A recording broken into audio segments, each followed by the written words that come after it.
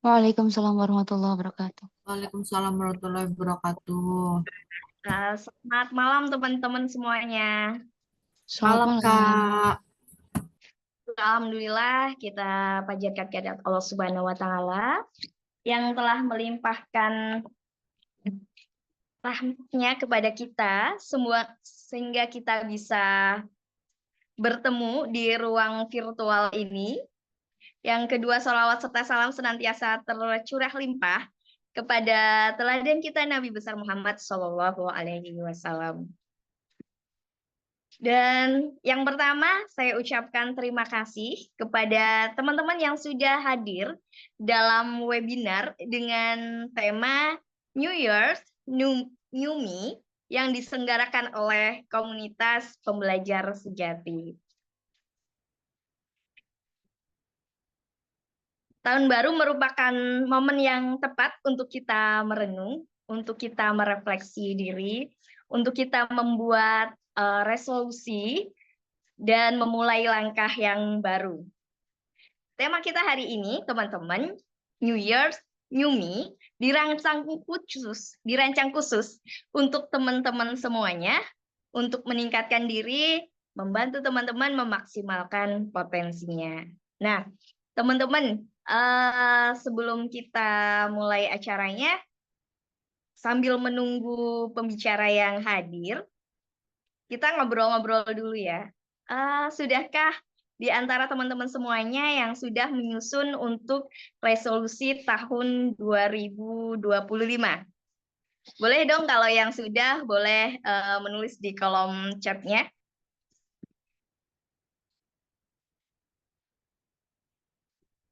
Yang sudah mulai menyusun resolusinya, boleh ditulis di kolom chatnya, teman-teman.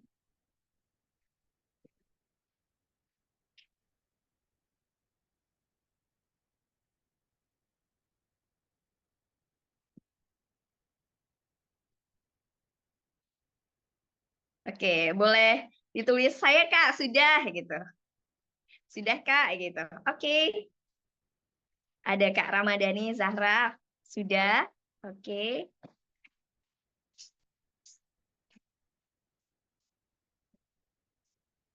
Alhamdulillah, boleh nih.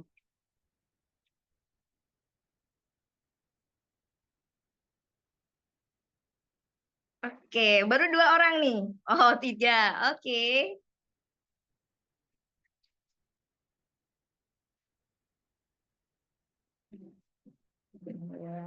Oke.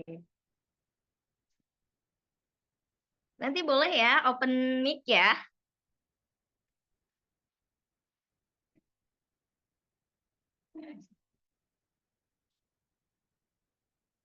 Untuk menyampaikan resolusi apa di tahun 2005 ini.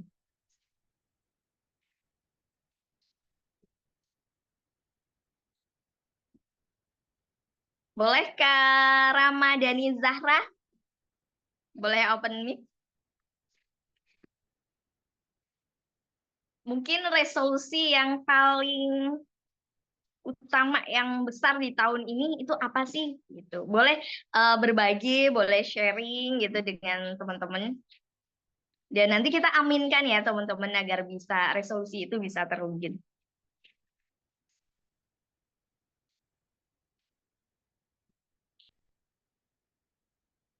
Boleh Kak Ramadhani? Iya ya namanya? Kak Ramadhani Zahra. Ya, Kak. Oke. Boleh Kak resolusi apa di tahun 2025 ini yang sudah Kak Ramadhani tulis? Boleh di-sharingkan? Ya, terima kasih atas waktu dan kesempatan hari ini ya, Kak.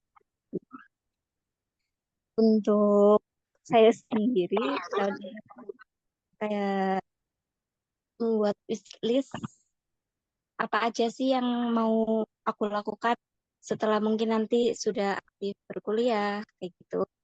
Yang pertama, mengikuti HMPS. Kemudian ada kerjaan sampingan juga, itu juga udah kayak apa namanya menjadi wishlist di tahun ini gitu. Kemudian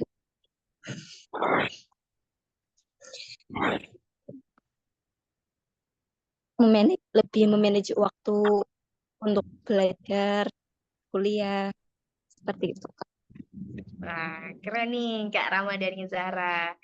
Sudah sharing dengan resolusi tahun ini. Semoga semuanya bisa terwujud ya Kak. Amin. Kita Amin. amin ya. Amin. Oke. Oke, selanjutnya boleh lagi dong untuk sharing lagi resolusinya ke Kak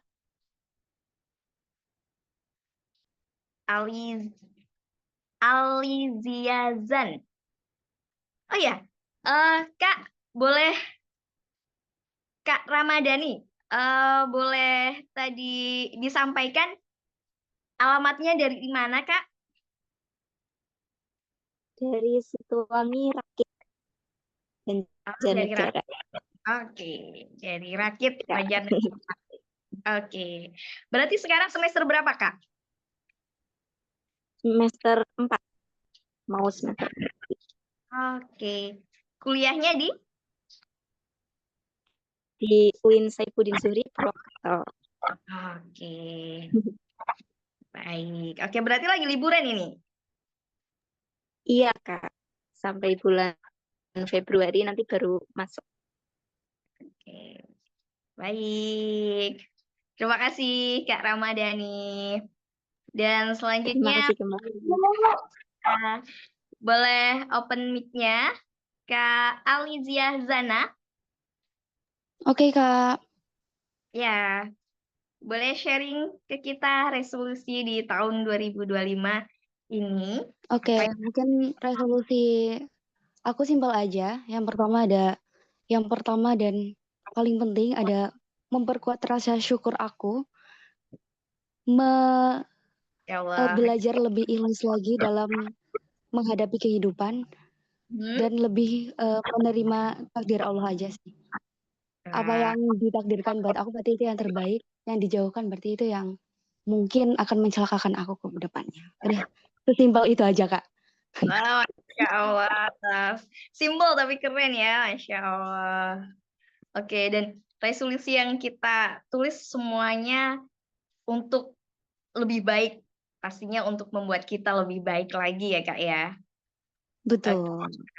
Ya. Ini kalau boleh tahu, Kak, dari mana alamatnya dan kampusnya? Dari Banjarnegara, dari Politeknik Banjarnegara.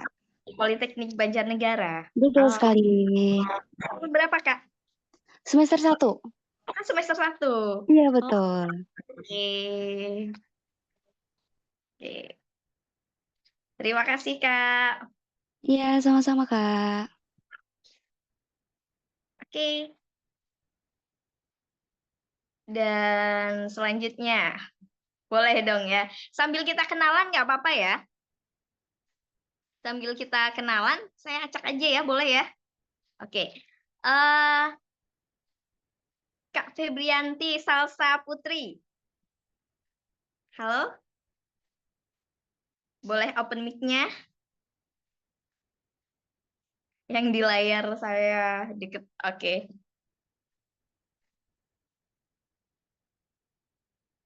Oke, halo. Oke. Oke, nampaknya masih melakukan aktivitas lain. Oke, selanjutnya yang menulis ready dulu aja kali ya. Oke, Kak Elis Tiana Desi Arumsari. Boleh Kak, open mic-nya Kak. Halo, Assalamualaikum. Waalaikumsalam. Boleh kenalin dulu Kak, dari mana dan kampus mana? Boleh ya sambil kita kenalan.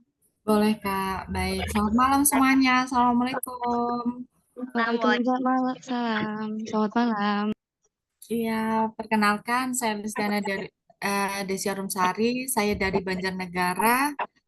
Saya kuliah di Politeknik Banjarnegara, jurusan Kebidanan semester 3. Semester 3. Oke. Iya, Kak. Untuk resolusi 2025 udah banyak-banyak sih, tapi banyak juga sih, Kak. Oh iya, kira-kira Yang pasti pertama harus lebih baik ya dari tahun sebelumnya, lebih taat lagi ibadahnya, lebih dekat lagi sama Allah, lebih sabar lagi, lebih kuat lagi gitu. Terus untuk kuliah karena udah semester 3, udah di pertengahan jalan, mungkin harus lebih fokus lagi. Kalau kemarin masih santai, sekarang harus lebih fokus lagi, tapi jangan jahat juga sama diri sendiri gitu. Boleh pusing, boleh pikirin tugas, tapi kita juga harus menjaga kesehatan gitu.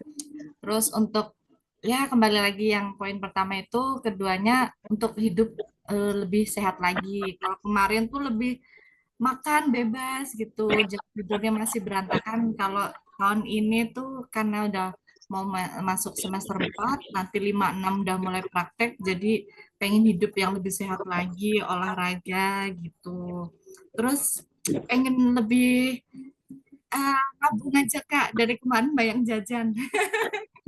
Sekarang pengen ya udah lebih hemat lagi, gitu aja sih Kak. Oke, Masya Allah, keren banget. Jadi tadi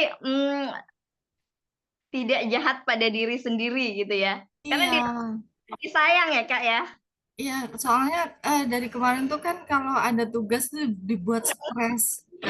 Terus kalau ada masalah tuh benar-benar dipikir banget sampai sakit gitu. Padahal kan kalau kita udah pasrah aja sama Allah, sholat deket sama Allah, insya Allah kan Allah bantu. Tapi kadang manusia ya suka memikirkan yang belum terjadi udah dipikirin dulu. Padahal itu udah ada jalannya, udah ada yang mikirin. Tinggal kita pasrah aja deket sama Allah. Tapi kadang kita kan kayak mikir, aduh enggaknya kayak gimana ya itu gitu. Terlalu banyak mikir. Jadi sekarang lebih kayak adalah jalanin aja, pasrah aja sama Allah gitu. Ya Allah itu. Sudah ada yang mikir ya Kak. Iya Maksudnya Kak. yang tidak bisa kita lakukan tidak perlu dipikirkan ya. Iya Kak. Kalau kemarin tuh kalau ada masalah tuh dipikir banget Kak. Kalau sekarang kayak apa ya udahlah terserahlah mau gimana kan ada namanya manusia ya Kak, positif negatifnya tuh kan pasti ada. Kalau sebelumnya tuh kalau ada orang ngomong tuh dipikir Kak, dipikir bahwa pusing, tugas banyak, makan nggak sehat, kita sakit gitu kan. Jadi kalau sekarang ya udah yang tahu baik buruknya kita Allah, kita dekat sama Allah, nggak ada manusia di dunia itu tanpa masalah, semua juga dikasih ujian gitu kan. Sekarang kan lagi suruh kuliah nih, ya udah fokus kuliah aja, nggak usah mikir yang lain-lain gitu. Jadi kalau pengen makan, beli apa ya udah beli. Pengen main ya udah main, nanti ngerjain tugas lagi gitu, Kak. Kalau kemarin tuh baru difosir, Kak.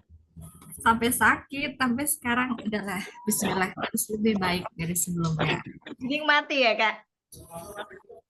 Santai dinikmati gitu. Oke, terima kasih Kak untuk sharingnya malam hari ini, keren banget Ya, ya. sama-sama, Kak. Terima kasih. Oke, dan boleh kita lanjut ya. Ini sambil menunggu pembicara hadir di tengah-tengah kita ya, kita kenalan dulu. Dan informasinya Bu Dokter sedang baru pulang dari aktivitasnya dan sedang persiapan lebih dulu itu untuk semoga segera join ke acara kita malam hari ini. Baik, sambil menunggu kita saling sharing dan saling berkenalan ya. Untuk selanjutnya boleh dong open mic-nya Kak Tri Zahratin Hasanah.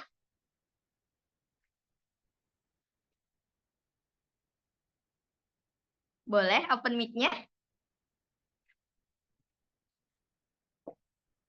Kak Tri Zahratin Hasanah. Halo. Oke. Oh ya, tadi ada yang nanya ya di kolom chat. Kita diminta apa, Kak? Oke. malam ini sambil menunggu pembicara, kita kenalan dulu sambil menyampaikan resolusi apa sih di tahun 2025. Kita sharingkan dan kita aminkan bersama agar nanti bisa tercapai ya. Oke, itu.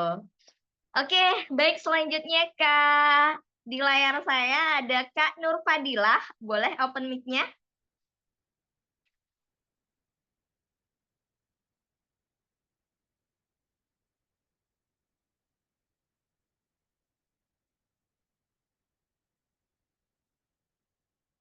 Kak Nur Fadilah.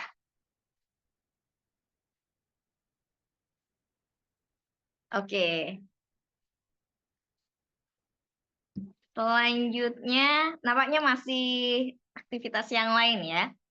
Kak Febrianti Salasa Putri. Halo.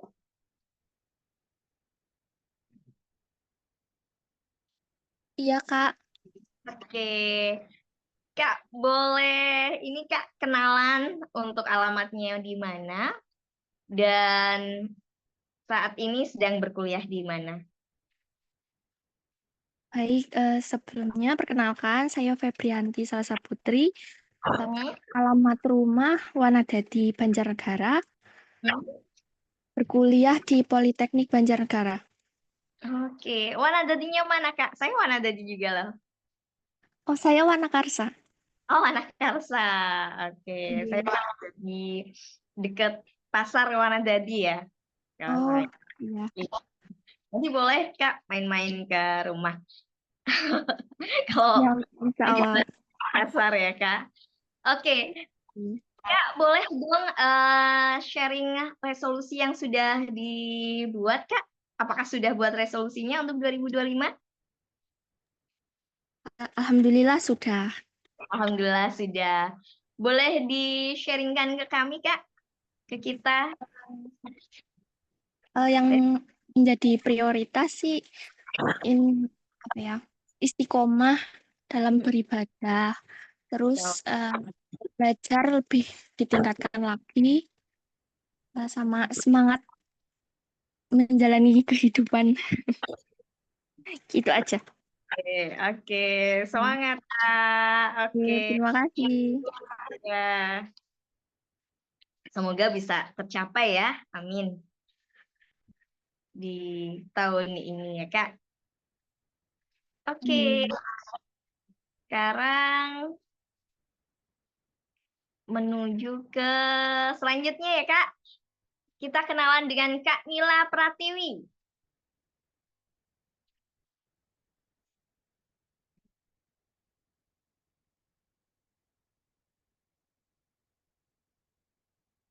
Boleh open mic-nya Kak Nila?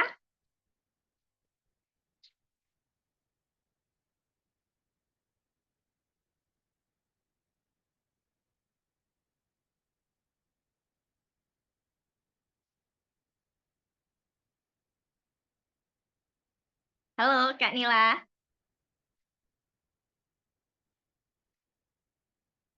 Oke. Kita lewati lebih dulu. Kak Lilis Juliana. Boleh open mic-nya Kak?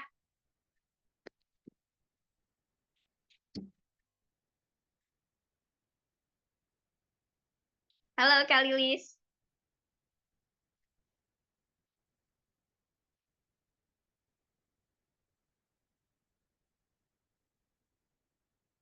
Oke, masih aktivitas lain nampaknya. Oke. Kak Siti Rahma, boleh dong Kak? Open mic-nya Kak. Halo Kak Siti. Assalamualaikum. Maaf Mbak, ini udah ibu-ibu, jadi nggak cocok. Maaf. Tidak apa-apa. Oke, di sini kita jiwanya muda ya, meskipun ibu-ibu tetap dipanggilnya Kak ya. Oke. Kak Siti Rahma. Oke, boleh diperkenalkan diri Kak?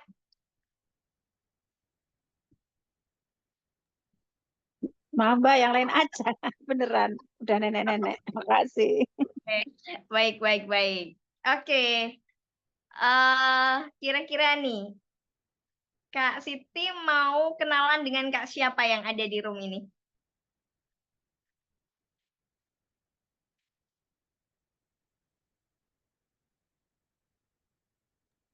Boten Mbak, maaf. Maaf. Baik, baik. Malu. Oke. Baik, kita lanjutkan ya. Kita beralih ke Kak Salma Deta Nanta. Oke. Kak Salma. Halo Kak Salma.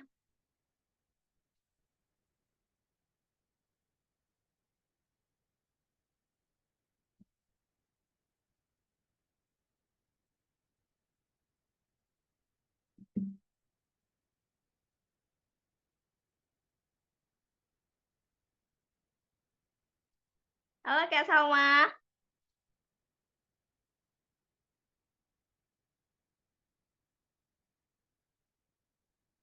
Oke, kita beralih ke yang lain. Kita berkenalan dengan Kak Dwi Jayanti.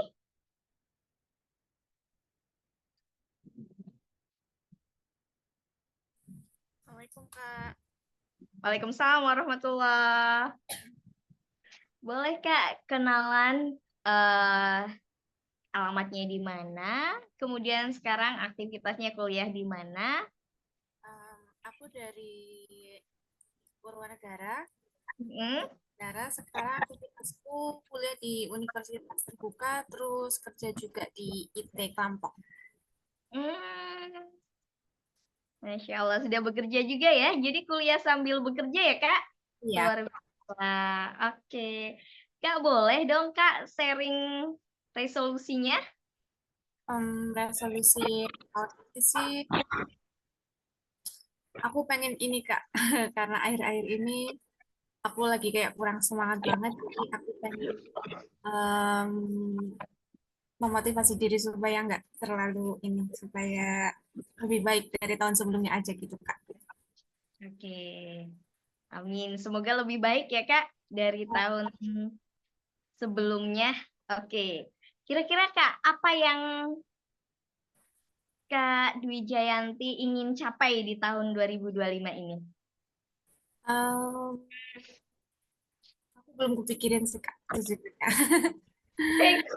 Oke, nggak apa-apa, nggak apa-apa. Iya. Ya, semoga apa yang nanti menjadi harapan Kak Dwi Jayanti bisa tercapai ya di tahun Amin, amin. 2025. Gitu. Kak Dwi Jayanti mau kenalan dengan Kak siapa yang ada di room ini? Aku mau kenalan sama siapa ya? Kak Afika boleh? Afika? Ya. Boleh. Kak Afika, boleh open mic-nya, Kak?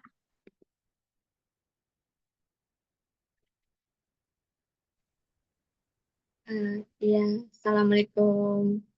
Waalaikumsalam warahmatullahi wabarakatuh. Iya. Kak Afika, silahkan. Boleh berkenalan, alamatnya dari mana? Sebelumnya perkenalkan, nama saya Ika. Alamat sekarang berdomisili di Petambakan, Madukara. Di Pertambakan Madukara. Oke. Iya, Saat ini aktivitasnya apa, Kak? Kuliah atau sekolah? bekerja. Oh, bekerja. Bekerja di mana, Kak? Di Puskesmas Banjarmangu 1. Oh, Puskesmas Banjarmangu 1. Oke, baik, Kak. Boleh sharing ke kami, Kak, untuk resolusi tahun 2025 ini? Untuk resolusi tahun 2025, lebih produktif dan lebih baik lagi sih dari 2024 gitu. Oke. Baik, semoga di tahun 2025 ini lebih produktif lagi ya, Kak. dan lebih Amin. baik lagi. Oke, baik teman-teman semuanya yang sudah sharing malam ini, terima kasih sudah berbagi dengan teman-teman semuanya dan sudah berkenalan dengan teman-teman semuanya. Dan alhamdulillah dokter narasumber kita yang luar biasa malam hari ini, Dokter Susi sudah hadir di ruangan virtual ini untuk menyampaikan, membagi ilmunya kepada kita semuanya di malam hari ini. Untuk itu izinkan saya lebih dulu membacakan kurikulum vitae dari beliau.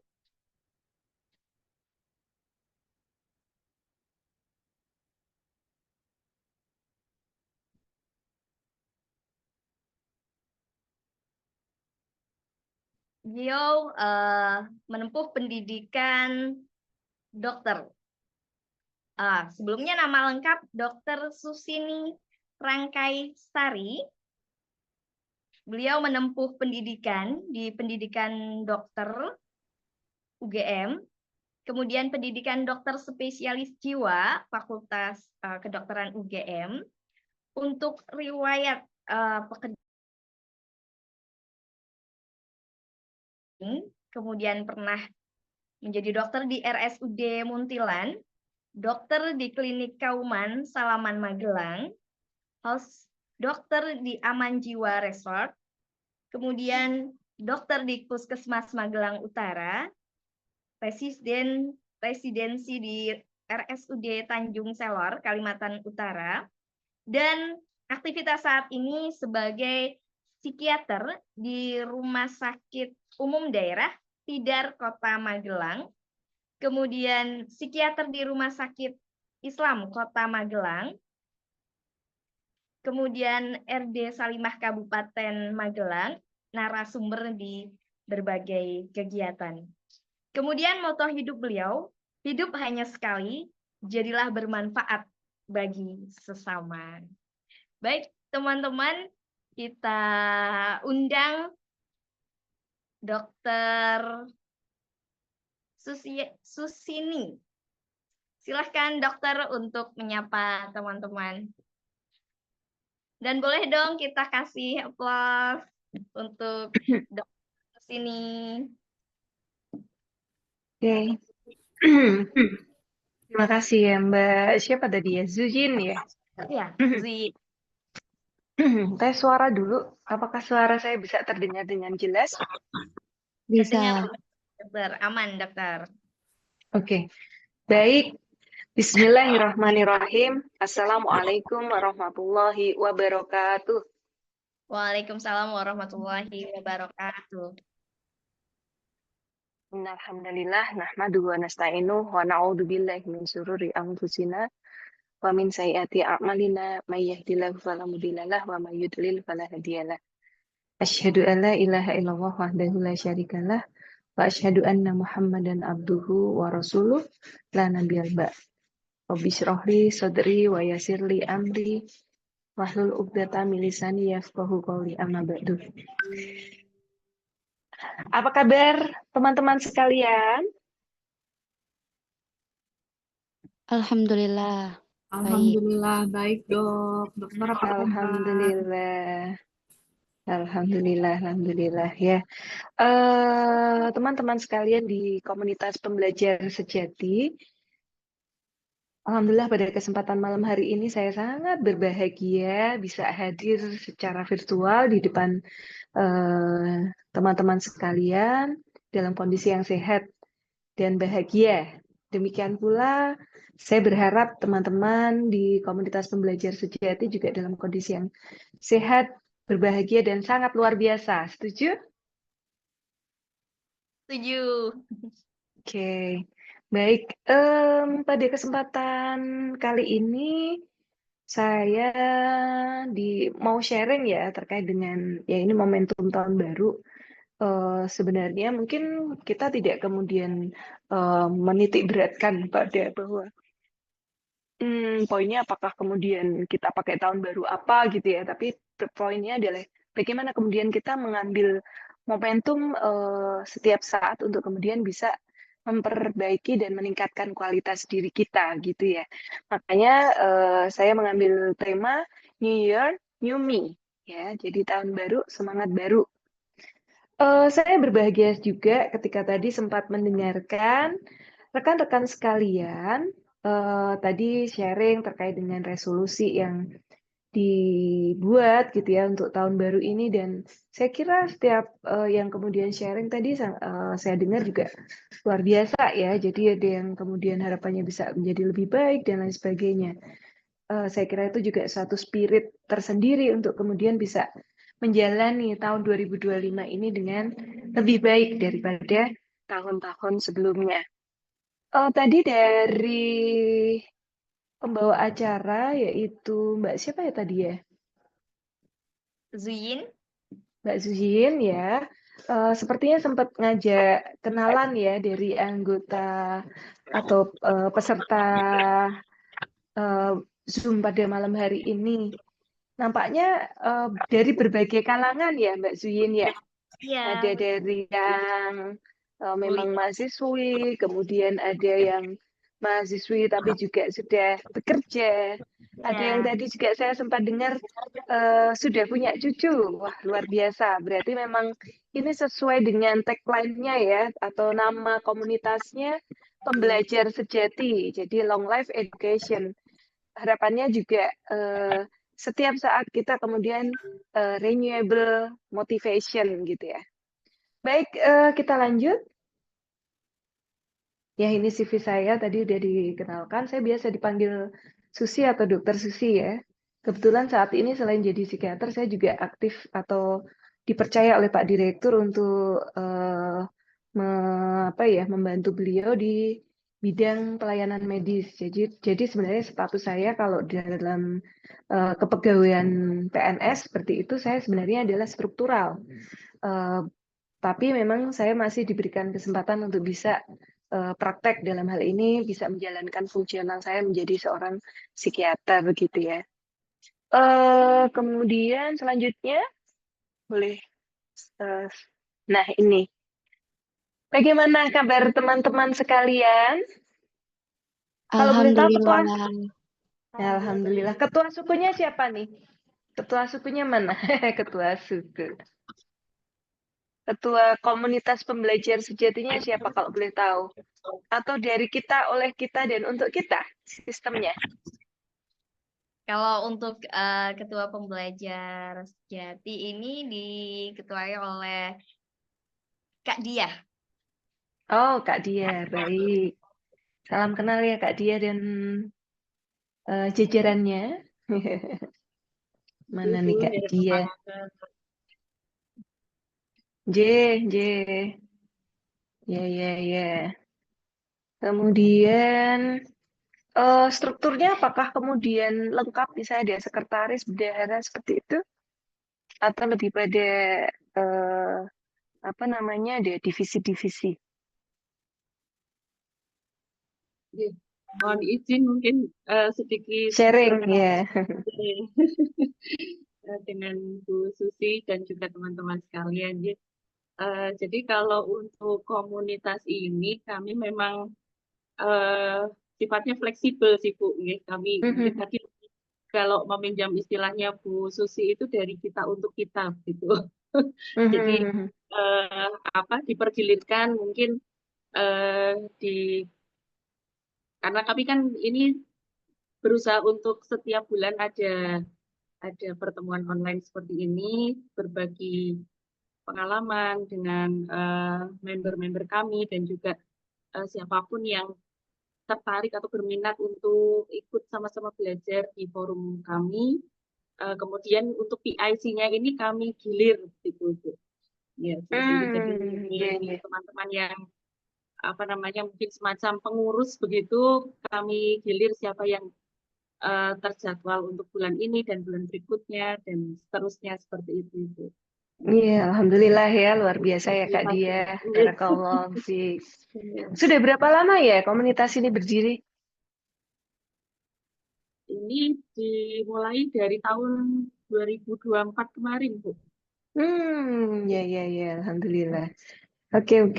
Jadi kita terima kasih ya Kak Dian untuk sharingnya. Mudah-mudahan nanti teman-teman sekalian yang berada di Zoom ini bisa terlibat secara aktif ya di kegiatan-kegiatan pembelajar sejati dan juga bisa berkontribusi banyak nantinya buat baik keluarga maupun juga masyarakat. Ya, jadi saya biasa namanya psikiater ya, biasa bertanya tentang kabar hari ini, bagaimana perasaanmu, apa yang kamu pikirkan, seperti itu. Bagi sebagian orang mungkin bertanya tentang kabar, bertanya tentang perasaan, bertanya tentang apa yang kamu pikirkan itu semacam pertanyaan yang apaan sih gitu ya, lip service sekali. Tapi ternyata ada nggak yang rasa bahwa ketika aku ditanya seperti itu, rasanya cukup hangat gitu. Karena kalau dipikir-pikir lagi, mungkin dalam 1 minggu, 2 minggu, atau bahkan sebulan terakhir, rasa-rasanya belum ada deh yang menyapaku secara hangat seperti ini. Dan itu yang terjadi pada pasien-pasien yang selama ini saya tangani ya. Jadi even itu pertanyaan, gimana kabarmu? Apa yang kamu pikirkan? Apa yang kamu rasakan? Bagaimana dinamika kehidupanmu beberapa minggu ini? Ternyata jawabannya apa kira-kira, teman-teman sekalian? Air mata. Jadi kadang-kadang jawabannya bukan kata-kata. Tapi kalau pasien saya yang menjawab, seperti yang di PPT, mungkin bentuknya adalah air mata. Karena mungkin terharu dan seterusnya ya. Tapi ada juga yang kemudian cheers gitu ya. Saya happy Bu Dokter gitu ya. Atau juga mungkin ada yang merasa, duh saya sedih banget, saya merasa tertekan, saya gelisah, dan seterusnya.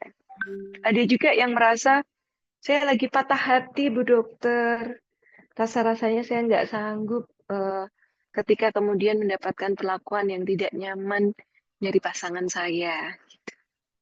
Oke, itulah gambaran kondisi ya tentang emosi atau suasana perasaan manusia begitu. Dan tentunya kita sebagai manusia di komunitas ini juga tetap bisa merasakan dinamika itu. Dan it's okay untuk kemudian kita tidak selalu dalam kondisi yang mungkin bahagia, baik-baik saja, atau misalnya kita penuh semangat ya. Karena kenyataannya ya kita memang diberikan anugerah oleh Tuhan untuk bisa merasakan emosi-emosi selain semangat, bahagia, dan lain sebagainya. Ada emosi simple ya, seperti marah, sedih, kecewa, kemudian mungkin takut gitu ya. Tapi juga mungkin kita juga mengalami emosi-emosi yang kompleks gitu ya, karena terkait biasanya dengan masalah yang kita alami hari ini yang mungkin ada kaitannya di masa lalu. Oke, next slide.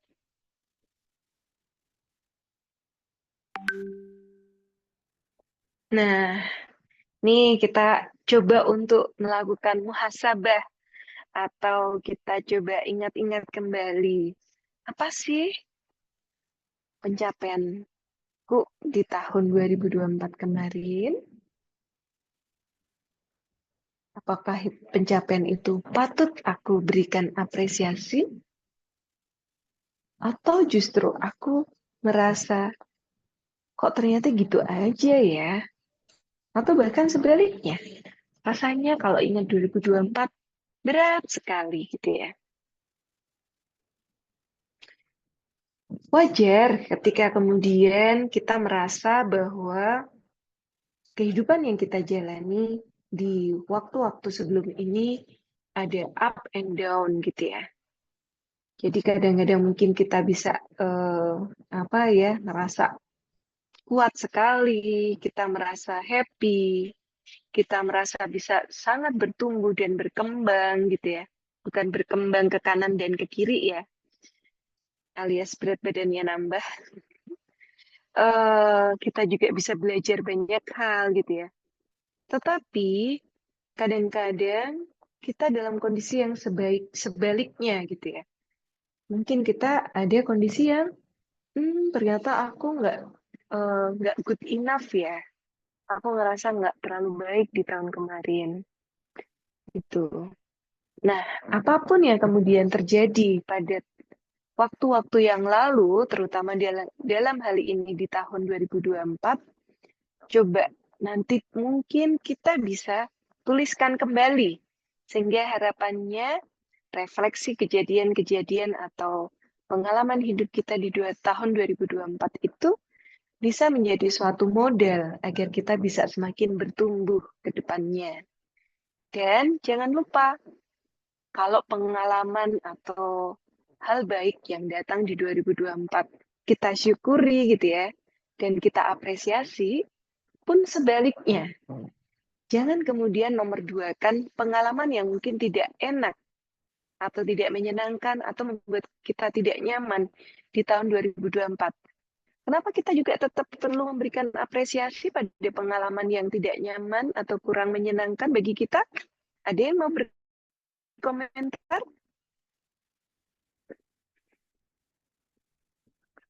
Boleh raise hand atau langsung open mic, atau boleh juga tulis di chat. Kenapa kira-kira?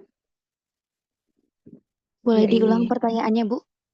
Ya, jadi kalau pencapaian yang sifatnya positif, itu mungkin kita akan sangat mudah ya untuk kemudian memberikan apresiasi pada diri kita sendiri bahwa oke, that's great gitu ya. Dan mungkin bukan hanya kita, orang lain pun bisa sangat melihat bahwa oh kamu keren deh kemarin seperti ini. Nah sebaliknya, pengalaman hidup kan bukan hanya pencapaian yang nilainya positif ya, tapi termasuk di dalamnya adalah ketika kita dalam kondisi yang mungkin terpuruk, jatuh, lemah, kemudian tidak nyaman gitu ya, insecure, tidak baik-baik saja. Kira-kira kenapa kita juga perlu mengapresiasi pada pengalaman yang mungkin kurang menyenangkan? Ini Mbak Siti Rahma, Bu Siti Rahma memberikan feedback untuk menghargai diri sendiri. Oke, setuju sekali Bu Siti Rahma. Mungkin teman-teman yang lain ada punya pendapat yang berbeda? Mengapa kita perlu memberikan apresiasi pada pengalaman yang tidak mungkin kurang menyenangkan? Mungkin dari Mungkin itu pengalaman-pengalaman yang tidak menyenangkan itu nantinya kita akan bisa menjadi seorang yang lebih baik lagi dari pengalaman tersebut. Ya, oke. Jadi dengan kita memberikan apresiasi pada pengalaman yang tidak baik itu, ternyata mungkin itu akan membuat kita lebih kuat gitu ya ke depannya. Oke, that's good Mbak Ana nih. Ada lagi yang lainnya? Tadi sepertinya ada yang open mic. saya. Oke, silakan Mbak. Panggilannya siapa? Kak siapa nih? Zahra. Kak Zahra. Oke, silakan. Iya. Sebentar. Jadi mengapresiasi semua pengalaman baik yang baik maupun yang buruk itu pasti kita butuhkan oleh diri kita sendiri, karena dari pengalaman itu seperti yang benar disampaikan tadi, bisa menjadi kita bahan muhasabah kita atau bahan pembelajaran kita, yang mana pengalaman baik ini memberikan kita kebahagiaan dan rasa pencapaian. Sementara yang pengalaman buruk ini tuh bisa mengajarkan kita tentang kesabaran, tentang keteguhan dan kemampuan kita untuk gimana kita grow up nanti ke depannya, seperti itu. Terus kayak melalui pengalaman juga kita tuh bisa belajar lebih mengenal diri kita, seperti itu. Jadi pengalaman itu bisa mengajarkan kita tentang kekuatan juga, kekuatan yang memang tadinya kita nggak sadari bahwa kekuatan itu ada di diri kita. Ada juga pengalaman positif itu juga bisa mengajarkan tentang kita lebih percaya diri dan kita lebih bersyukur dengan apa yang ada dalam diri kita. Oke. Jadi kayak menerima semuanya bisa lebih jadiin kita orang yang lebih bijaksana sama lebih menikmati semua proses di kehidupan kita. Seperti itu. Terima kasih. Oh, oke, that's great ini Kak Zahra sangat luar biasa. Kayaknya aktif di BEM ya? Masih kuliah atau udah kerja nih Kak Zahra? Masih semester 1, Ibu. Masya Allah, keren, keren, keren. Nanti mudah-mudahan jadi mahasiswa yang sukses dan kedepannya juga tambah sukses ya. Amin ya robbal Nah, alamin. Terima kasih, Bu. oke, ya jadi pendapat teman-teman bagus-bagus ya. Barangkali kalau misalnya nanti ada yang masih berpendapat, boleh sambil dituliskan di kolom chat. Teman-teman sekalian, kita semua tahu ya bahwa siapa sih yang merasa dirinya hanya terdiri dari sisi positif saja. Kita tentu sadar ya bahwa manusia itu ada sisi positif, kita punya kelebihan. Tapi jangan lupa, kita juga punya kekurangan atau kelemahan. Di mana kelebihan dan kekurangan itu kadang-kadang menjadikan kita pada akhirnya memang bisa mencapai suatu prestasi yang juga bisa diapresiasi baik oleh diri kita sendiri maupun orang lain yang tampak sebagai kesuksesan. Tapi jangan lupa bahwa kadang ketidaknyamanan, pengalaman-pengalaman yang ternyata kurang menyenangkan seperti itu ya, itu juga memberikan suatu pembelajaran seperti tadi yang disampaikan oleh Mbak Zahra ya. Kemudian juga bahwa ketika kemudian kita bisa melihat ya bahwa diri kita itu adalah merupakan diri yang terdiri dari berbagai macam sisi gitu ya, dan kita bisa merengkuh diri kita akan menjadi manusia yang utuh gitu ya, manusia yang utuh yang tidak mudah kemudian kecewa dengan adanya misalnya kalau boleh dikatakan mungkin keberhasilan yang tertunda atau misalnya kesalahan-kesalahan yang mungkin membuat kita jadi pada akhirnya malu dan lain sebagainya. Tapi harapannya dengan seperti itu kita bisa memberikan apresiasi tetap ya bahwa even itu suatu hal yang mungkin berat, tapi toh nyatanya aku akan berusaha mengapresiasi diriku karena aku mampu melewati tantangan atau kondisi yang mungkin tidak nyaman buatku. Jadi pencapaian definisinya itu tidak selalu terkait dengan prestasi secara positif ya. Tapi kadang-kadang berjuang dan bertahan hingga titik ini pun itu juga adalah suatu pencapaian. Betul nggak? Betul. Oke. Next, kita slide berikutnya. Nah, jadi apapun kondisi kita hari ini, berbahagialah. Karena kamu udah sekeren itu. Ya, keren itu tadi definisinya adalah kita bisa berjuang dan bertahan hingga titik ini. Artinya, kita bisa menerima juga bahwa kadang-kadang dengan prestasi atau kekuatan yang kita miliki, kita mungkin melakukan kesalahan atau mungkin kadang ternyata harus menghadapi tantangan yang nampaknya lebih besar dari kita, tapi kita toh masih tetap berjuang dan bertahan ya. Jadi jangan lupa berikan apresiasi pada diri kita masing-masing terhadap pencapaian kita di tahun 2024. Ada yang merasa tahun 2024 adalah tahun yang sebenarnya mungkin kalau boleh dibilang adalah tahun terberat dalam fase kehidupan kita sebagai manusia. Saya. Ada? Oke. Kalau mau sharing boleh, kalau enggak pun juga enggak apa-apa. Silakan kalau mau sharing, saya tunggu. Tidak, Bu. Oke, cukup tahu ya bahwa tahun ini adalah tahun yang ternyata cukup ini ya, cukup lumayan, tahun kemarin mohon maaf ya, tahun 2024 adalah tahun yang cukup menantang gitu ya. Oke, that's great. Dan nyatanya saat ini kita berada di tahun 2025 gitu ya. Oke, next slide.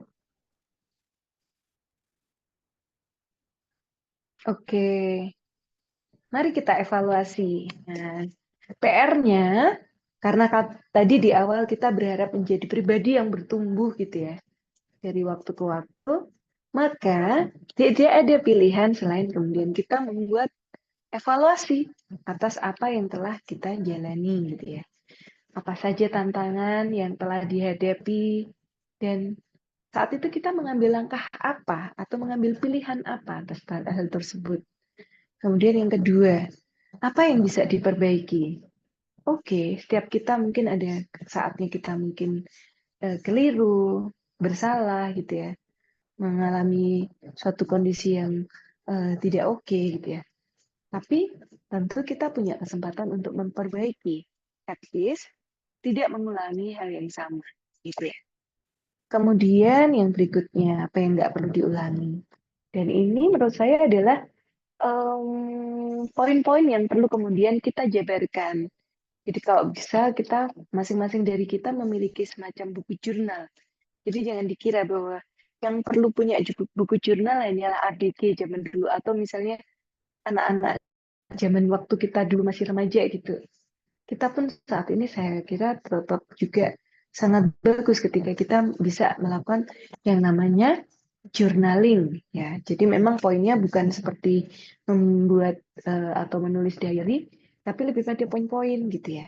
Sehingga dari situ akhirnya kita bisa melihat fase-fase pertumbuhan dan perkembangan kita gitu. Oke. Nah, berikutnya. Setelah kemudian kita bisa melakukan evaluasi terhadap apa yang sudah kita lewati di masa lalu, maka kita harapannya bisa menyusun life goals. Apa itu life goals?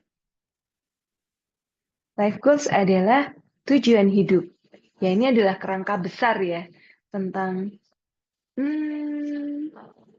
saya diberikan kesempatan oleh Tuhan untuk hidup dan hadir ke dunia ini. Tentu bukan tanpa maksud kan kenapa Tuhan memberikan kesempatan kita masih bernafas hingga saat ini gitu ya. Oleh karena itu kita coba untuk berusaha mensyukurinya dengan cara salah satunya adalah bagaimana kemudian kita men-setting atau menentukan atau menyusun tujuan atau target dalam kehidupan kita. Misalnya bisa dari berbagai aspek ya. Yang pertama adalah karir dan pendidikan gitu ya. Kita ingin menjadi seperti apa sih? Profesional atau swasta? Kemudian dari segi karir ya. Atau mau full timer ibu rumah tangga misalnya. It's okay. Kemudian berikutnya pendidikan. Pendidikan apa yang ingin kita tempuh? Pendidikan formal yang seperti apa? Dan jangan lupa bahwa pendidikan juga bisa mencakup pendidikan non formal ya. Pendidikan non formal banyak sekali jenisnya. Bisa yang memang secara terjadwal secara rutin gitu ya. Misalnya kita mengikuti kelas online, misalnya katakanlah kursus bahasa Inggris online misalnya. Kemudian mungkin ada yang mengikuti kegiatan webinar yang dilakukan secara berseri, termasuk juga salah satunya adalah webinar semacam ini gitu ya. Kemudian yang berikutnya, nomor 2 ya, kekuatan dan kesehatan dan kebugaran ya. Jadi tentu ini juga aspek yang tidak kalah pentingnya. Seperti apa sih life goals kita dalam aspek kesehatan dan kebugaran? Misalnya berusaha untuk menjaga pola hidup sehat gitu ya, menerapkan pola hidup sehat. Kemudian bisa tidur dan istirahat yang cukup, makan makanan yang mengandung gizi, bukan yang fast food misalnya. Kemudian kita bisa menjaga indeks massa tubuh kita mendekati minimal mendekati ideal. Syukur-syukur kalau bisa sampai dengan ideal gitu ya. Dan banyak aspek lainnya, yaitu misalnya kita bisa melakukan kalau misalnya di atas 40 tahun mungkin sudah perlu melakukan pemeriksaan kesehatan secara berkala gitu ya, atau screening pemeriksaan. Nah, kabar baik ya, sedikit iklan saja, kalau nggak salah di tahun 2025 ini Kementerian Kesehatan lagi ada program tuh check up gratis sebagai hadiah ulang tahun kita gitu ya. Jadi monggo nanti bisa searching informasinya tentang medical check up gratis terkait dengan tanggal ulang tahun. Nah, kemudian berikutnya faktor keuangan. Siapa sih yang nggak butuh uang? Tentu ini adalah pertanyaan retoris ya, teman-teman sekalian. Jadi sangat wajar ketika manusia itu hidup perlu uang gitu ya. Nah, dalam hal ini kita juga perlu menentukan life goals kita terkait dengan keuangan. Misalnya, pada usia berapa sih seharusnya aku sudah memiliki penghasilan sendiri? Pada usia berapa sih seharusnya saya mandiri secara ekonomi? Seperti apa status keuangan yang kita harapkan? Atau bahkan kita malah sudah berpikir jauh ya, pada misalnya saya ingin mencoba untuk menjadi orang yang memiliki kebebasan finansial gitu ya. Jadi financial independent ini bukan suatu hal yang sebenarnya mustahil ya, ketika kemudian kita memang menjadikan itu sebagai salah satu life goals kita. Masalah caranya tentu banyak sekali. Tinggal bagaimana kemudian kita berusaha untuk berproses ya. Kalau masalah hasil tentu memang bukan wilayah kita. Tapi kita bisa men-settingnya misalnya dengan kita coba mengkonsumsi nutrisi otak dan pikiran kita dengan cara misalnya mendengarkan podcast-podcast terkait dengan life goals gitu ya, terutama dalam hal ini adalah terkait dengan finansial gitu ya, dan lain sebagainya. Atau mencari literasi-literasi, mengikuti kursus-kursus online, dan lain sebagainya. Nah, kemudian yang keempat, tak kalah pentingnya adalah terkait dengan pengembangan diri. Ya, jadi setelah tadi pertama ada karir dan pendidikan, pengembangan diri ini sifatnya sangat luas gitu ya. Bisa mungkin terkait dengan peran kita di masyarakat, peran kita di keluarga, kemudian mungkin peran kita juga di organisasi kemanusiaan atau misalnya di LSM, termasuk juga mungkin salah satunya adalah yang seperti teman-teman lakukan, Mbak Diah lakukan ya, yaitu membuat komunitas yang bermanfaat semacam ini, yaitu salah satunya membuat komunitas pembelajar sejati misalnya. Gitu. Nah, tentu akan banyak hal yang bisa kita dapatkan ketika kemudian kita membuat life goals tersebut, yaitu terutama adalah bahwa kita memiliki visi yang jelas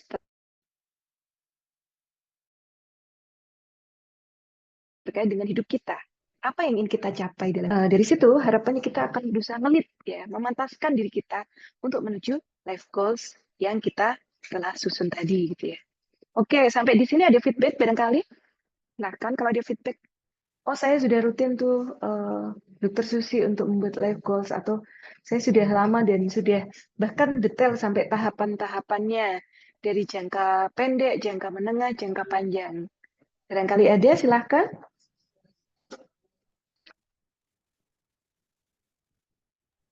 Silakan teman-teman untuk menyampaikan feedback-nya.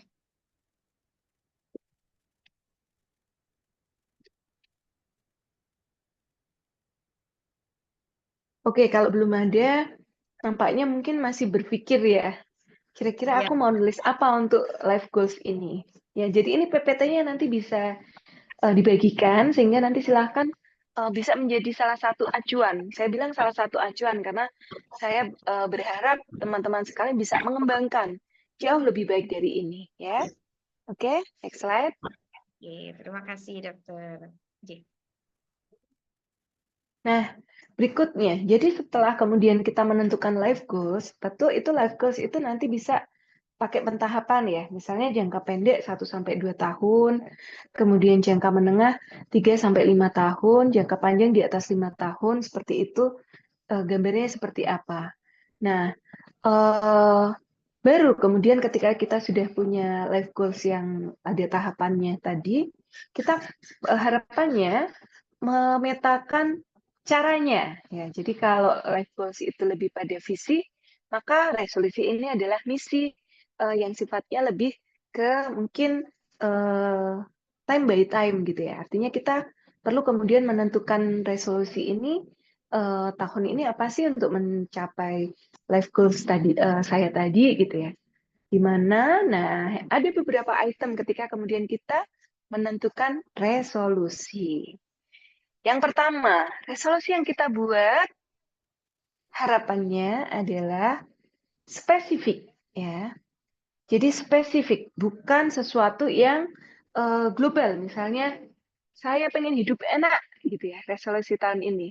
Atau saya pengen makan enak. Oh ya, makan enak.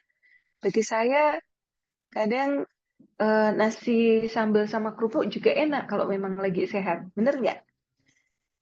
Jadi mesti spesifik ya. Tentukan tujuan yang jelas ya. Jadi resolusi yang kita buat sebenarnya item ini untuk menuju apa sih gitu ya. Kemudian yang berikutnya measurable ya. Jadi bisa diukur ya. Karena yang namanya resolusi kita nanti akan melakukan evaluasi.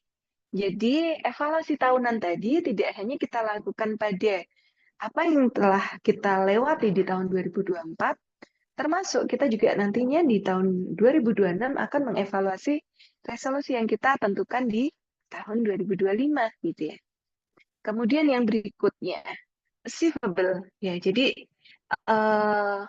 mungkin untuk dicapai. Jadi realistis gitu ya. Jangan sampai misalnya ya apa ya contohnya, misalnya saya dokter tapi saya bercita-cita saya ingin jadi arsitek. Itu kan sesuatu yang ya mungkin sebenarnya bisa sih, tapi apakah cukup realistis gitu ya. Kalau mungkin arsiteknya kecil-kecilan dalam artian bukan arsitek dalam artian gelar ya, tapi lebih pada misalnya oh saya mau renov rumah gitu ya, itu mungkin bisa gitu ya. Intinya adalah kita perlu mengecek atau bertanya pada diri kita, apakah kita mampu meraihnya atau menggapainya gitu ya, melaksanakannya, atau itu lebih pada angan-angan gitu. Nah, kemudian berikutnya adalah relevan.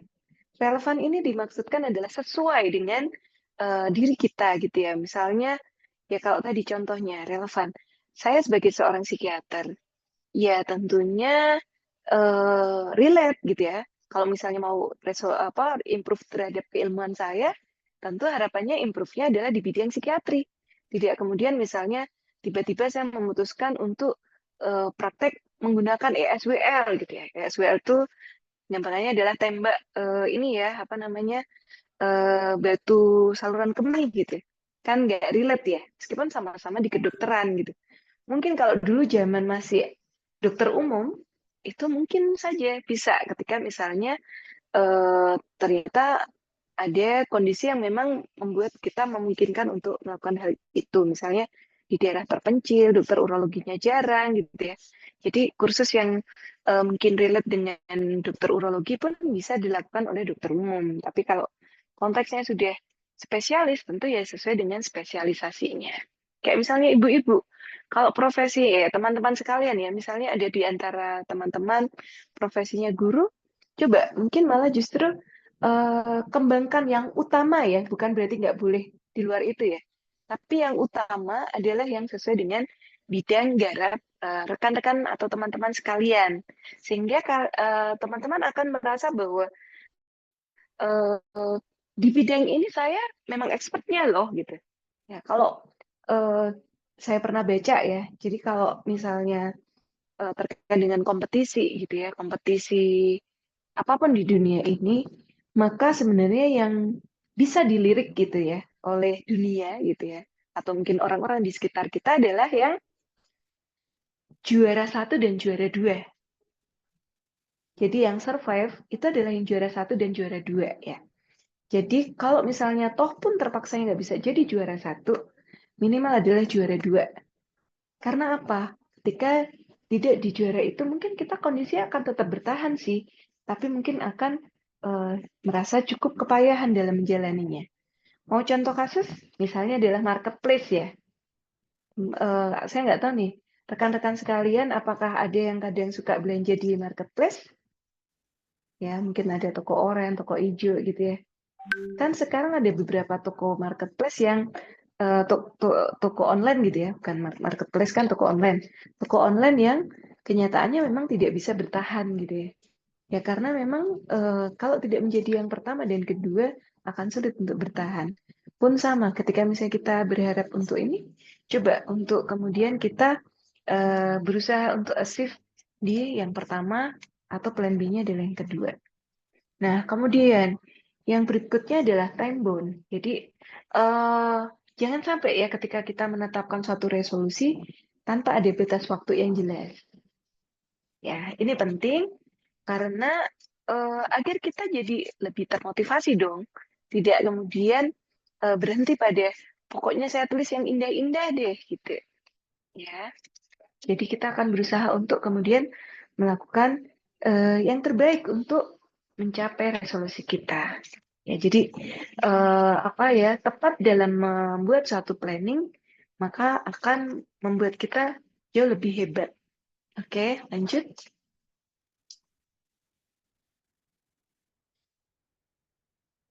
Oke, nah ini bagaimana cara untuk kemudian kita mencapai resolusi kita gitu ya. Yang pertama adalah naikkan value dirimu gitu ya. Maka kita perlu meningkatkan kualitas pribadi untuk menjadi versi terbaik dari diri kita sendiri. Sehingga menjadi lebih bernilai di hari depan gitu ya. Jadi yang dimaksud di sini adalah bagaimanapun juga kita tentu perlu tetap ngefit ya. Ngefit itu menyesuaikan dengan diri kita sendiri. Oke, kadang mungkin kita melihat sepatu milik teman kita mungkin bagus gitu ya.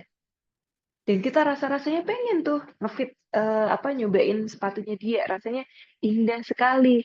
Aku nanti bisa tambah cantik, kemudian tambah percaya diri dan seterusnya ya.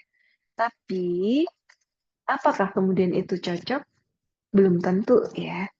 Jadi yang paling penting adalah kita bandingkan atau naikkan diri kita dengan pertimbangan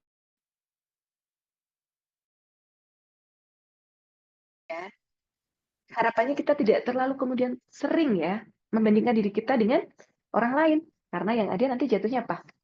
Mungkin kecewa, mungkin sedih, mungkin juga marah. Karena kita mungkin berpikir bahwa dia bisa gitu kan karena aku. Cuma dia aja yang nggak mau terima kasih sama aku. Nah, kan malah jadi nggak enak tuh. Jadi kita fokus pada value diri kita. Ini kalau dalam kehidupan praktek sehari-hari saya sebagai psikiater, value itu tampak nanti di dalam biasanya saya melakukan assessment bagi pasien yang pertama datang itu kan dengan salah satunya tes grafis ya. Jadi ada tes menggambar orang, rumah, pohon, kemudian berikutnya gambar orang, berikutnya gambar pohon. Itu ada makna-maknanya. Dan di situ orang yang memiliki value yang bagus akan terlihat di dalam tes grafis itu karena dia adalah proyeksi dari alam bawah sadar seseorang ya. Nah, berikutnya itu secara teknis selain kita kemudian meningkatkan value kita juga perlu mengupgrade skills atau keterampilan kita gitu ya. Bisa di sini kita mengembangkan dan meningkatkan keterampilan agar tetap optimal, relevan, kompetitif dan yang jelas kita siap menghadapi tantangan gitu ya. Karena bagaimanapun juga kita tidak hidup di masa lampau. Misalnya, santai aja lah, orang dulu aku waktu SMA juga juara kelas, bahkan juara paralel gitu ya.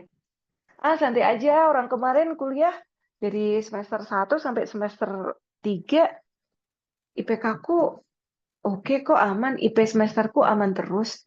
Udah pasti deh cum laude gitu ya.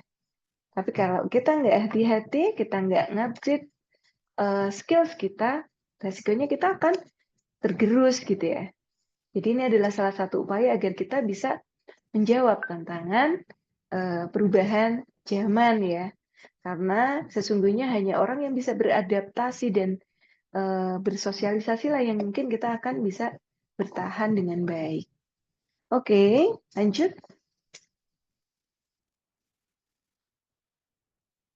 Nah, saya kira ini udah sampai slide yang terakhir ya. Ini kutipan dari sebuah hadis ya. Barang siapa yang hari ini sama dengan hari kemarin, dialah tergolong orang yang merugi. Dan barang siapa yang hari ini lebih buruk dari hari kemarin, dialah tergolong orang yang celaka. Namun, barang siapa hari ini lebih baik dari hari kemarin, dialah tergolong orang yang beruntung ya. Nah, last one, mungkin next slide. Barangkali ini yang bisa saya sampaikan ya. Mudah-mudahan apa yang bisa saya sampaikan ini ada manfaat yang bisa dipetik, dan saya berharap teman-teman semua di komunitas pembelajar sejati ini seperti namanya tidak merasa puas dengan apa yang saya sampaikan, sehingga ingin semakin memperdalam dan semakin menambah pengetahuan lagi tentang dalam hal ini konteksnya adalah pengembangan diri ya fokusnya. Untuk selanjutnya nanti bisa kemudian mungkin bisa diskusi. Kalau misalnya waktu diskusi nanti sekira mungkin mepet, bisa lanjut di sosmed saya ya, di @susinirangke, di IG saya di @susinirangke. Baik, barangkali begitu ya.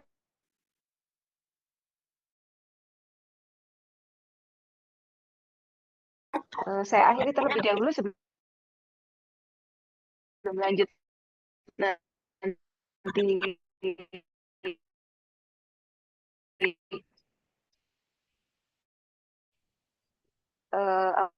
apa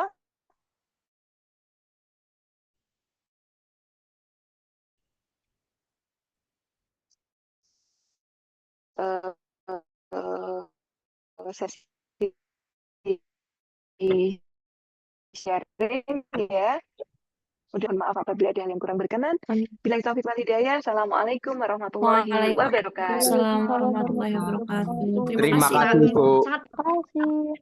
Teman-teman buka seksi baik.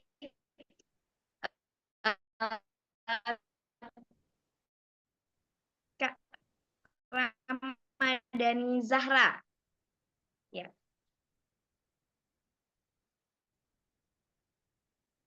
Oke, silakan. Oke, silakan.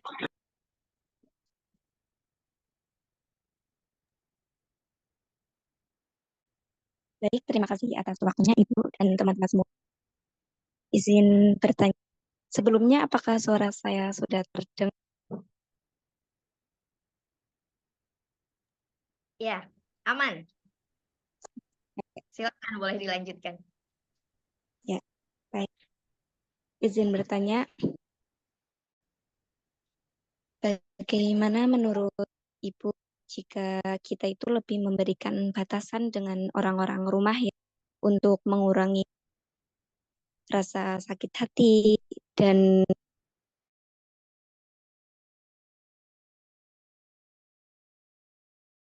keinginan-keinginan yang ingin dicapai dalam hidup kita. Kemudian, apakah rasa sakit yang terkadang itu muncul itu karena kita mungkin belum bisa berdamai dengan masa lalu, seperti itu?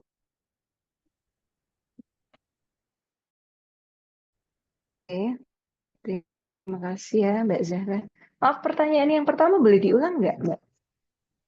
Yang pertama, bagaimana menurut Ibu jika kita itu lebih memberikan batasan dengan mungkin keluarga ya, orang-orang rumah kayak gitu untuk mengurangi kayak rasa sakit hati yang mungkin dulu pernah dan mungkin sekarang juga terkadang itu terjadi kayak gitu. Yang kemudian kan itu mungkin dari beberapa rasa itu kita kadang itu merasakan kayak apa yang menjadi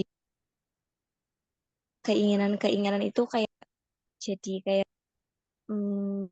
apa namanya, kayak sulit gitu, kayak terlalu memberikan tekanan dan batasan untuk hal-hal yang diinginkan dalam hidup kita kayak gitu.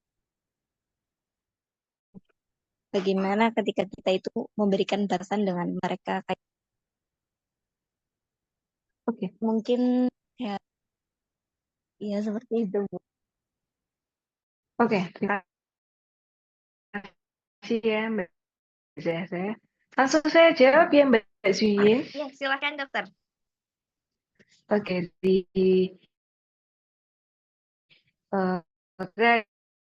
ya, barangkali bisa jadi ini juga mewakili sebagian dari peserta Zoom pada malam hari ini. Karena ini sering juga ditanyakan oleh pasien-pasien yang datang ke saya. Ya, jadi tentang apa ya, biasanya perasaan ketidaknyamanan itu justru bukan kepada orang yang jauh, tapi biasanya kita rasakan pada orang-orang yang berada di dekat kita. Entah itu pasangan, orang tua, keluarga, bahkan mungkin juga lebih sedikit lebih luas lagi adalah mungkin set gitu ya. Kenapa? Karena kita sebagai manusia wajar kan ya kalau punya expect. Ya, jadi kita wajar punya ekspektasi bahwa yang namanya keluarga, pasangan itu kan harapannya bisa ngayomi, bisa mengerti kita, mendukung kita, seperti yang kita harapkan gitu ya, atau yang kita bayangkan. Tapi ternyata entah itu mungkin pasangan, entah mungkin keluarga, atau orang-orang yang dekat dengan kita, ternyata di luar ekspektasi kita gitu ya. Nah, sebelum menjawab secara detail ya pertanyaannya Mbak Kak Zahra tadi, saya ingin menyampaikan poin ini ya, teman-teman sekalian, bahwa dalam hidup ada dua variabel, yaitu variabel utama dan variabel tambahan. Variabel utama itu siapa atau apa? Adalah diri saya, ya, diri saya. Sementara variabel tambahan itu adalah mungkin pasangan, mungkin keluarga, mungkin teman, bahkan mungkin pekerjaan, harta yang dititipkan kepada kita, mungkin anak gitu ya, dan lain sebagainya di luar diri kita. Nah, memang ada hal-hal yang dalam hidup kita itu bisa kita kendalikan.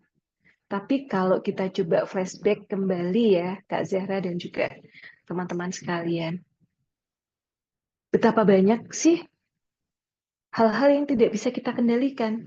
Betul nggak? Orang lain, pasangan, variabel di luar kita ya, variabel tambahan. Itu adalah variabel yang tidak bisa kita kendalikan. Misalnya tadi sikap orang tua terhadap kita, sikap pikiran keluarga, pikiran kakak, adik, saudara terhadap kita, respon atau kata-kata pasangan terhadap kita dan lain sebagainya. Itu adalah hal yang tidak bisa kita kendalikan. Saya sering menganalogikan bahwa ketika kita lelah dengan hal-hal tersebut, maka kita perlu kemudian menganalogikan bahwa variabel tambahan bukanlah AC atau TV gitu ya. Kenapa AC dan TV? Kira-kira ada yang tahu nggak nih?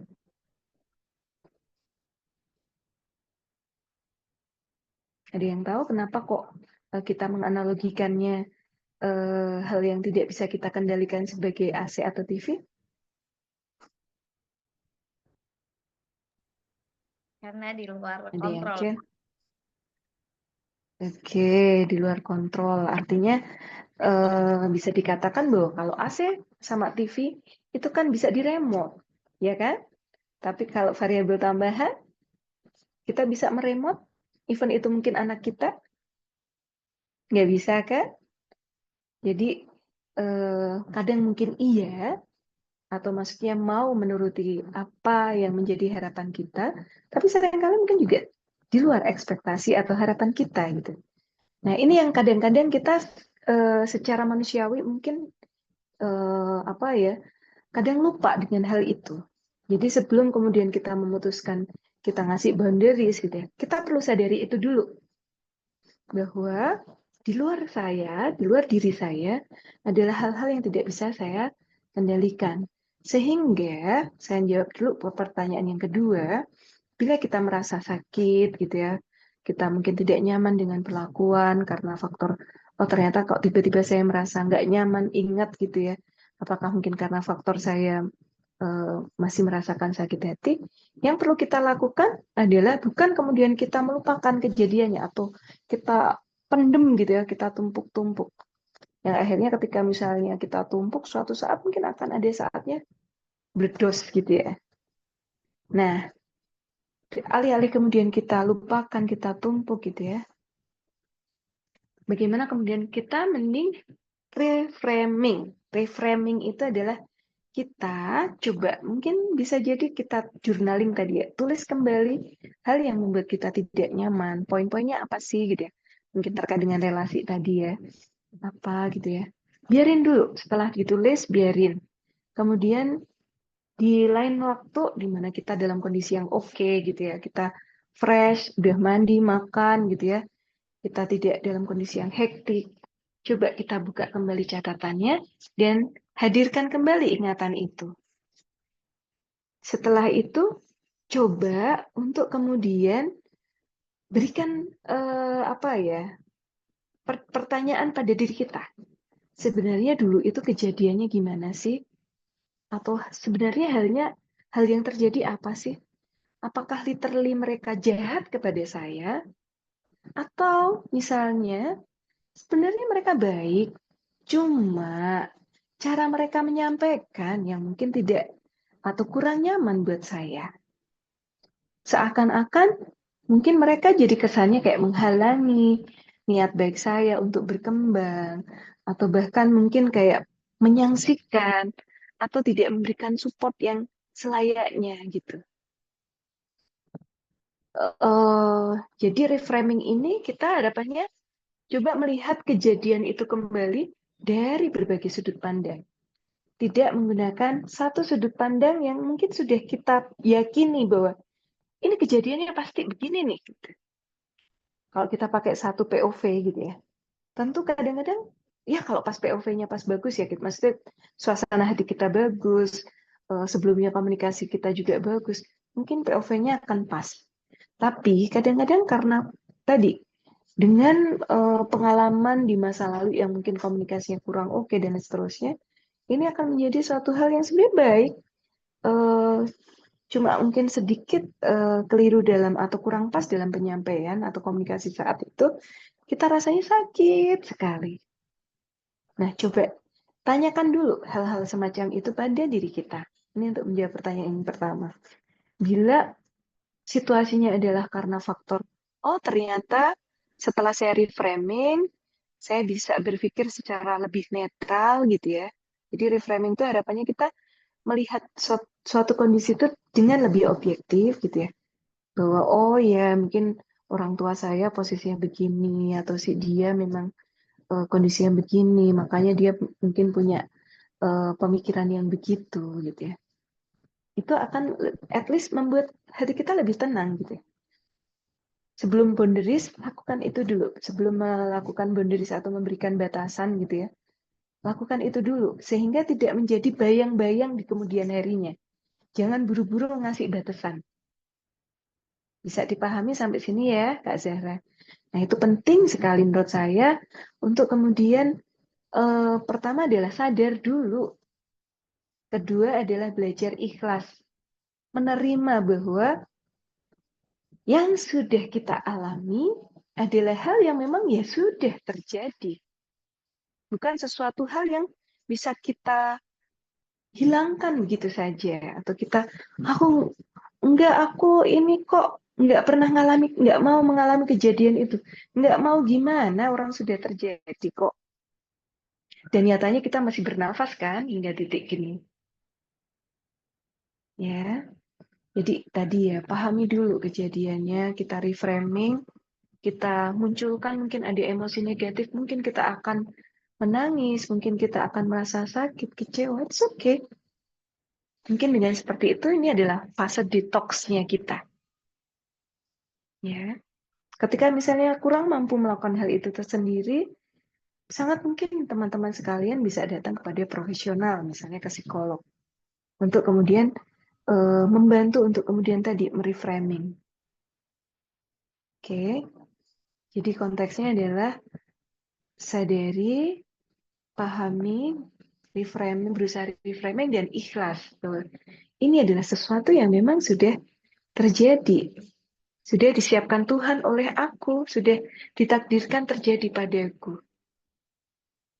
Ya, kemudian setelah itu dengan kita harapannya berpikir lebih objektif, melihat kembali dari berbagai sudut pandang, akhirnya kita mungkin akan sedikit lebih ringan. Kalau misalnya kita merasa masih cukup berat untuk menerima itu semua, boleh kita berikan boundaries atau batasan pada hal atau orang yang mungkin ada kontribusi ketidaknyamanan buat kita. Jadi konteksnya bukan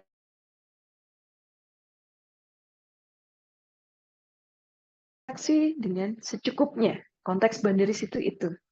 Jadi kita tetap ada komunikasi tapi secukupnya. Gitu. Sampai mungkin kita merasa better atau sebaliknya. Sehingga dengan seperti itu harapannya kita jadi lebih lega dalam menjalani hari-hari. Jadi tadi reframing, memberikan sudut pandang, berbagai sudut pandang dari kejadian yang sudah lampau, atau memaafkan ya, sampai taraf memaafkan orang yang mungkin bagi kita cukup menyakitkan gitu ya. Bukan untuk orang itu, tapi untuk kita. Agar kita ke depan, ibaratnya kita berjalan panjang, jauh gitu ya. Kita nggak membawa ransel isi batu. Gitu. Oke, mungkin begitu Kak Zahra. Ada feedback barangkali?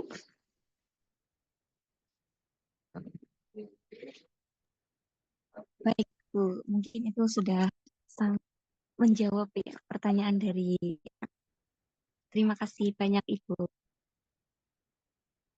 Sama-sama.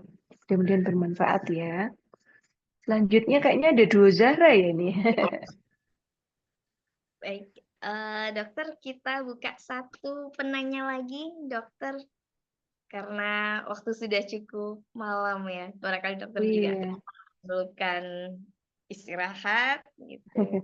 Ya, Oke, kita siap. satu penanya lagi. Saya mau bertanya. Oke, silakan. Oke, sebelumnya perkenalkan, nama saya Alizia Hasna Zahra. Sebelumnya saya izin bertanya tentang kan saat ini, di kehidupan saat ini, banyak orang yang memang menjadikan validasi orang lain itu sebagai patokan mereka.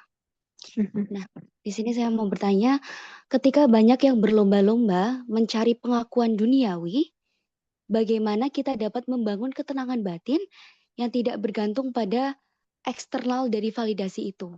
Seperti itu, Bu. Oke. Kayak Wah, itu. pertanyaannya bagus banget Terima ya. kasih, Ini Bu. semester 1 ya, keren nih. Kayaknya ke depan cita-citanya pengen jadi apa nih Mbak Kak Zahra? Kebetulan saya kuliahnya di Politeknik Banjarnegara, jurusannya kebidanan. Oke. Insya Iya. Allah akan menjadi bidan yang handal ya nantinya. Amin. Bukan hanya mengobati pasien, mengobati fisiknya pasien, tapi juga hatinya pasien ya. Amin. Oke, baik. Ya, betul sekali bahwa memang saat ini banyak orang yang mungkin mudah kecewa ketika tidak mendapatkan validasi atau merasa sangat senang ketika merasa tervalidasi gitu ya. Nah, untuk hal itu ada satu kata kunci yang menurut saya bisa jadi bisa dijadikan sebagai salah satu pegangan ya bagi teman-teman sekalian, yaitu bahwa nilai diri kita tidak ditentukan pada penilaian orang lain terhadap diri kita. Setuju? Setuju, dokter. Ya, Sangat. boleh sambil diulangi ya, bareng-bareng masing-masing nggak harus open mic, atau mau open mic juga boleh gitu ya. Mau nggak usah open mic juga nggak apa-apa. Kita ulangi bareng-bareng ya. 1, 2, 3. Nilai diri saya tidak ditentukan pada penilaian orang lain terhadap diri saya. Dan diri saya. Ya. Jadi, ini adalah bagian dari salah satu tanda bahwa kita bersikap secara dewasa. Oke. Jadi kalau ingin menjadi orang yang dewasa, it's okay untuk kadang-kadang kita menerima respon atau mungkin reaksi yang tidak menyenangkan datang kepada kita. Misalnya ya, dosen kita menegur, atau misalnya teman kita berkata yang kurang sepantasnya gitu ya. Kalau memang menurut kita, apa yang mereka katakan terhadap kita itu bukan hal yang tepat untuk kita, atau apa yang mereka lakukan secara fisik tidak tepat buat kita, dalam artian, oh saya nggak begitu kok, maka anggap bahwa mereka berarti tidak sedang berkomunikasi dengan saya. Karena saya tidak begitu. Tentu ini tetap harus senantiasa kita cross-check ya. Jangan-jangan kita overconfidence gitu. Nah, ini yang bahaya kalau misalnya kita terlalu pede bahwa sebenarnya itu adalah mungkin masukan. Tapi kalau memang konteksnya kita bekerja atau melakukan hal-hal sudah semestinya, ternyata ada orang yang suka atau nggak suka, it's okay. Ada yang pernah jalan-jalan ke taman bunga? Di taman bunga itu kan berbagai macam bunga ya. Mungkin ada bunga mawar, mungkin ada bunga krisan, mungkin ada bunga apa lagi ya? Bunga kertas, atau mungkin ada bunga anggrek, dan seterusnya. Dan nggak semua orang kan ternyata suka sama anggrek. Ada yang sukanya memang sama mawar. Meskipun berduri, pokoknya aku suka mawar. Sama, kalau orang yang sukanya krisan, lihat mawar pun mungkin juga nggak suka, takut sama mawar gitu. Tapi ada juga loh orang yang memang sama sekali nggak suka sama bunga. Melihat kebun bunga tuh apaan sih itu, bahkan ada yang bahkan nggak ngelirik gitu. Jadi ketika kita tidak dilirik atau mendapatkan penilaian yang nggak sepantasnya atau menurut kita nggak tepat, it's okay. Itu tidak akan mengurangi cantiknya mawar, indahnya krisan, serta anggunnya anggrek. Setuju? Setuju. Ya, oke. Dapat poinnya ya? Dapat, Ibu. Oke. Ini kayaknya masih ada satu nanggung, mau dikasih kesempatan nggak, Mbak? Oh, Sebelumnya terima kasih udah. banyak Ibu atas Ya. jawabannya. Oke, sama-sama. Oke, baik. Alhamdulillah, Dok, kita sudah di penghujung acara. Terima kasih, Dokter, untuk kehadirannya malam hari ini sudah berbagi ilmunya dengan kami yang sangat memotivasi kami sehingga kami nanti di tahun ini menjadi versi terbaik dari kami. Baik, teman-teman, terima kasih juga untuk partisipasinya dan semua pertanyaannya. Semoga dengan tema New Year's, New Me, menjadi langkah awal untuk melakukan perubahan yang positif di awal tahun ini dan perubahan yang penuh berkah. Baik, teman-teman, kita akhiri sesi malam hari ini dengan membaca hamdalah bersama. Alhamdulillahirrabbilalamin. Subhanakallahumma bihamdika asyhadu an la ilaha illa anta astaghfiruka wa atubu ilaik. Dan sampai ketemu lagi di sesi berikutnya dari komunitas pembelajar sejati. Iya. Oke, terima kasih ya teman-teman sekalian. Saya izin undur diri. Terima kasih Ibu. Iya. Assalamualaikum. Sampai ketemu lagi ya. Sehat selalu.